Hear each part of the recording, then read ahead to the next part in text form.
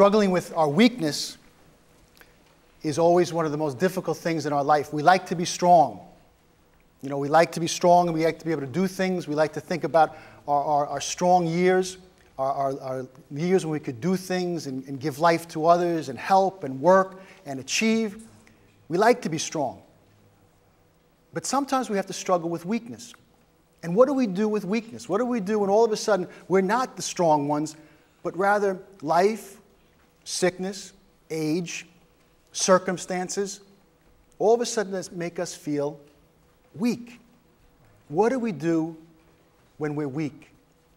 St. Paul had that experience today, as we listened in the second reading, where Paul became this great preacher of the gospel, very strong, very confident, very competent, and all of a sudden he began to deal with weaknesses in his life, things he couldn't control, things that really made him ashamed or embarrassed, or kept him really wondering why couldn't he control these things, why couldn't he get over it? It was his weakness. And in the reading today, he comes to a point in his life where he says, maybe that weakness is really the greatest gift that he had. That one thing that he couldn't control, that one thing he couldn't get over, that one thing he couldn't let go of became the one thing that helped him to understand the power and the love of God. That was it, not all the rest. When I am weak, Paul says, I am strong. So perhaps as we listen to this reading today, and as Jesus struggles to do great things in the lives of the people who can't believe, they can't seem to, except for the sick. The only people that were able to allow Jesus to do anything in their life were people who were sick, people who were suffering, people who knew that they needed help.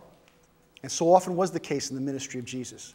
It was the poor, it was the brokenhearted, it was the sick, it was those that couldn't hide their weaknesses. They were the ones who were open enough to say to Jesus, we need you.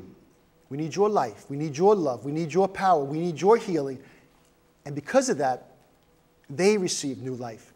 So perhaps the readings today challenge us to maybe think again about our weaknesses, about some of those things that maybe we really shake our fists at, that really make us so discouraged sometimes, those things that we just wish we could change.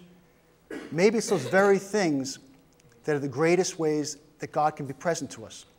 So maybe, as Paul says today, instead of being ashamed, especially the things that we can hide and others don't see, maybe we should stop boasting about them before God and say to God, we're just creatures. And God, we have strengths and we have positive things and we have great things we've done, but you know what? We also have weaknesses. And maybe we should boast about them before God a little bit. Because when we recognize that we're weak and we can't control all of it, we recognize that in that we need the grace of God. And God, as Jesus says today, does amazing things when we're open to God's life and love and healing.